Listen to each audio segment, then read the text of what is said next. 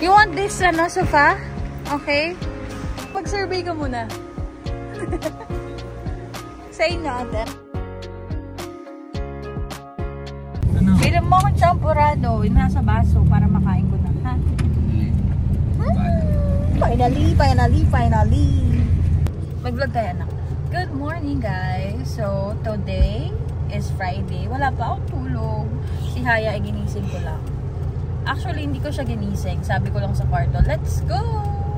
Sabi ko mahina, let's go! Biglang dumilat. Alam niya na. Then si Jason, ginising ko lang. At magbe-breakfast lang kami dito malapit sa amin. Tapos may nadaanan kami champurado. Nag-crave ako ng champurado ilang linggo na. Kasi nga, malamig. So, sana masarap yung champurado.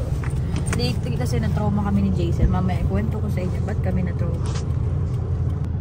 Yun, nandun si Jason. Sana mas... Ayan na ang champurado ko. Champurado ko. Thank you so much for that champurado. How much? Ang 3 subo lang naman gusto ko dito. Dami. Hindi, boss.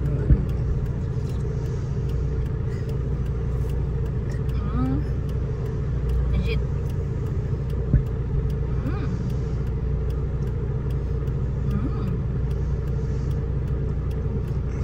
Not for the baby pa yan. Baby chocolate yan.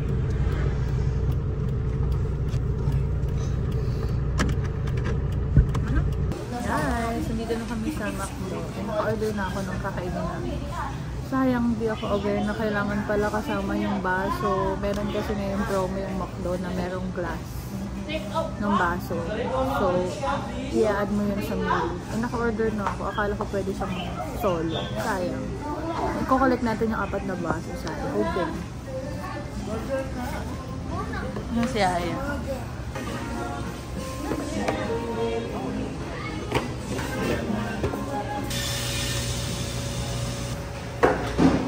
Guys, ang ganda ng mga baso. Kinikilig ako. Tignan nyo naman. It's the little things in life. Coffee, a hug in a mug. Ang ganda. Guys, sabi namin 5,000 lang.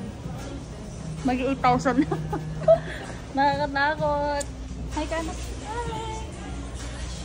Tapos na kami, guys. Hahanap na lang ako ng lagayan ng harina para sa baking session ni ate niya, girl. Oh. Bake your yarn. Ito na lang. Alin? O yung mga secure. Yan. Alin yan gusto mo? Ito na lang. Hindi, inaano ng langgam niya. Wala! Yung ganito dapat ka-secure. Bakit ng kulay? Siwa na ako doon sa akin.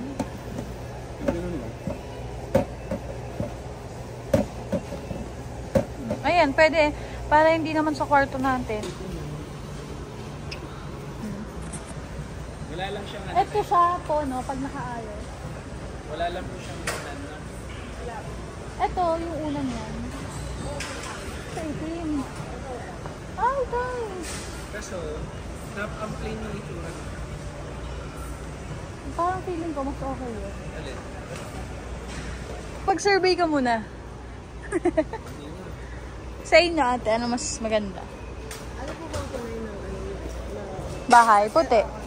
Cream yung Cream. Pero maganda rin kasi ito, no? Ba't kasi walang unan? Kaya nga eh. Ba't kasi walang unan? Haya, okay ka dito?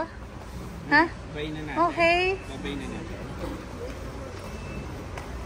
You want this sofa? Okay. Guys, we are thinking kung kunin namin tong sofa. Kasi bumigay na yung sofa namin eh. Hindi na kaya. Hindi na kaya. Pakita mo sa kanila niya. Isa tayo, guys. Hindi naman nalata kasi nasa baba.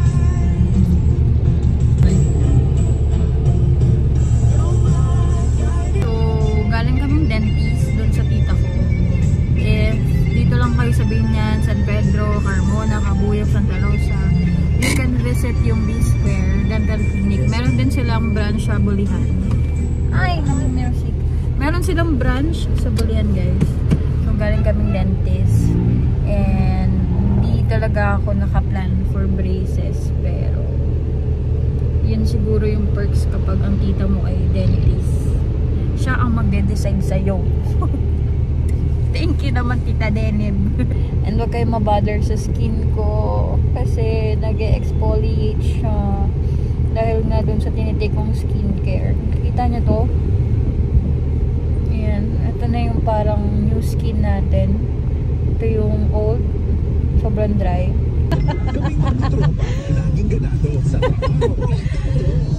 Parang, di ba na last time din, ganyan yun sa'yo, ta? Oo, di ba? Oo, ang gusto niya rin yung kanta eh.